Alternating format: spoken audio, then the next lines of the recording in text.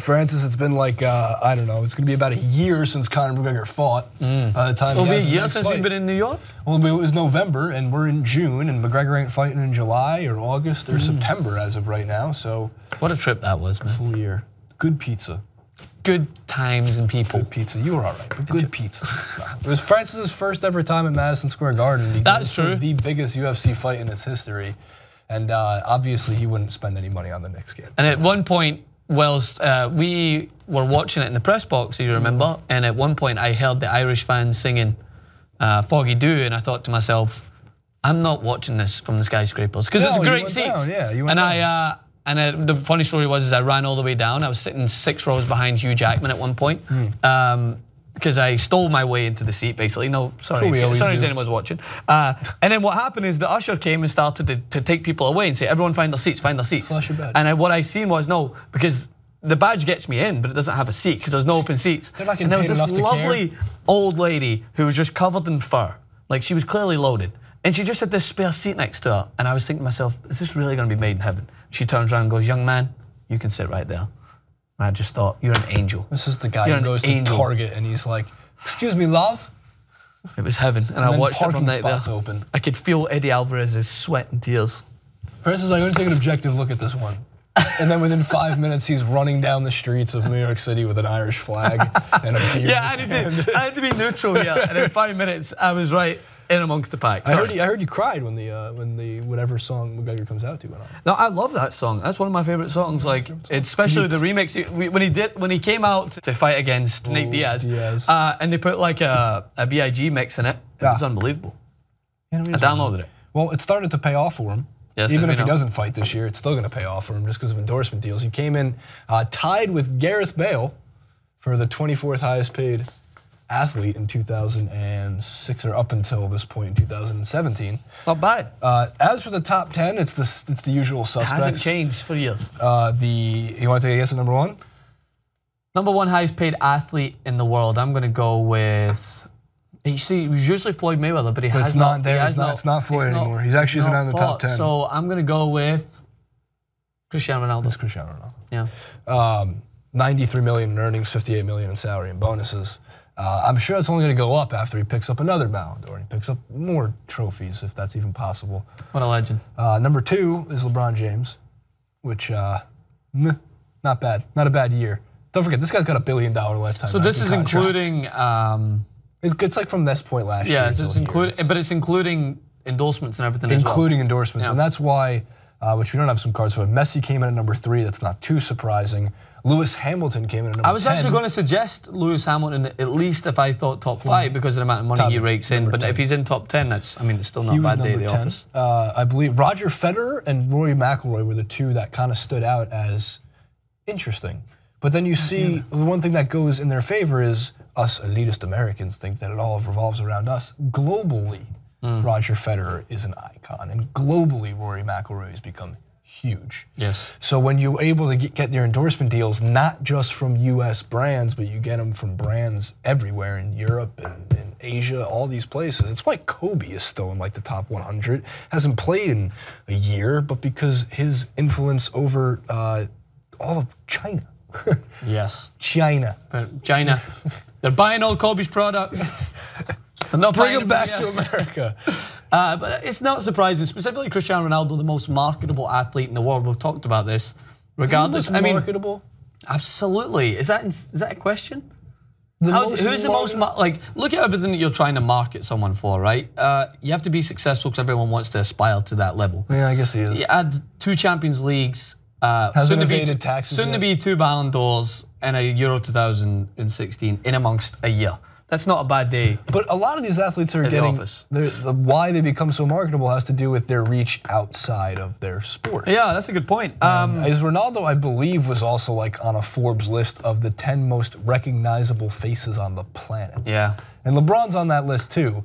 But like he also has what, 100 million Instagram followers. Like when they have sponsored tweets and Instagram posts, which does get added into these lists of how much money these guys make, with 100 million followers, if Ronaldo said, I want all my fans to go drink smart water, well, you'd have a couple million people running to the store to be like getting some smart water. And one of the big, I mean, this is only a very small sample size, but from what I can talk about, specifically with Uganda, when I was talking to anyone just about, because they're all football mad in Africa, so I'm not going to say that they all don't know who LeBron James is, we just didn't bring up any, we did say sports, our favorite sports, and we've got some other sports, but every 1 out of 3 that I spoke to all knew Cristiano Ronaldo. Like even when we were doing, I was like messing around with some of the kids playing soccer, and they were like, do what Ronaldo does, and I was like, like, come on, what do you expect here? Am I just going to pull this out of the bag? So what I did is I cheated my way around it, and I'd do a quick trick, and then I'd run away and jump and go,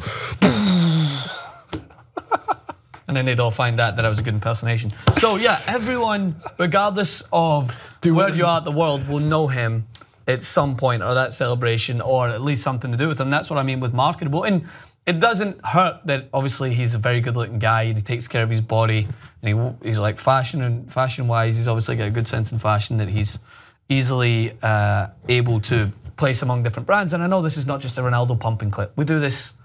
No, it's a McGregor pumping clip. It's more so McGregor obviously moving up the ranks, but until someone really does change the face of sport, it's going to be Ronaldo for the next at least 2 or 3 years. I think a super fight with Floyd Mayweather would put McGregor in next year's top 5. Oh yeah, absolutely. I think any next fight with. But here's the thing, by the way. So speaking of the McGregor thing, he needs to get back in the octagon or the ring. I don't care which one it is.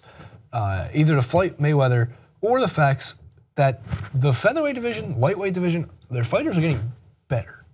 And a year away from the octagon, or if he fights Mayweather, 18 months to 2 years away from the octagon, could be bad for McGregor. I don't want to sound like I'm counting him out against anybody, but I can tell you Max Holloway is not somebody that's going to be easy against Conor McGregor if he were to fight him.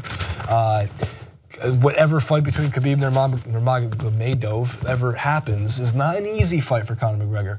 And I can say that Eddie Alvarez wasn't supposed to be an easy fight with McGregor, but my God, did he make it look easy. But the difference is, and that's a valid point, is there is no replacement for practice. Like nothing prepares you for the experience of actually being in the octagon. Nothing prepares you for the experience of being on the court or being in a game, match day, game time. Like you can practice all you want.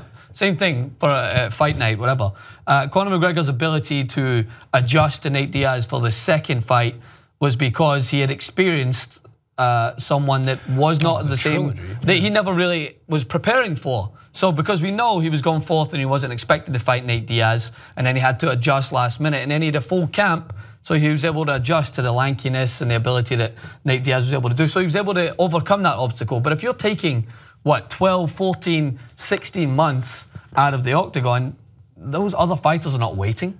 They're not waiting, and they've all got in the back of their mind who their target is. They're all one Conor. They're all one Conor. So each fight, yes, of course they're gonna. Max Holloway's gonna be fighting specifically for Jose Aldo, and he's gonna be making sure that at one point down the line he's gonna be ready for a Conor McGregor fight. So they've got their target in front of them. The difference is with McGregor is his focus is not on UFC at the moment, and that's where I think you're right that when it comes down to the point where he is going to have to make his return to the UFC, what division he goes into, we don't know. What's going to happen with these belts, we don't know. Yeah, there's the belt. I don't think he cares so much about the belts anymore. He wants the money fights, which he obviously deserves the money fights because all the eyeballs are on McGregor regardless what he fights.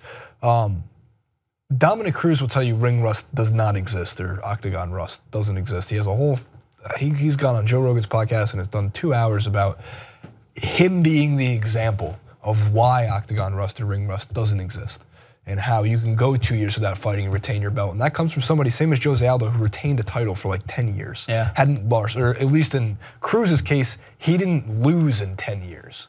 Even after injuries, fighting with needing to put Botox in your feet to crawl to the bathroom, stick it in 150-degree water so he can stand up that day. Yeah.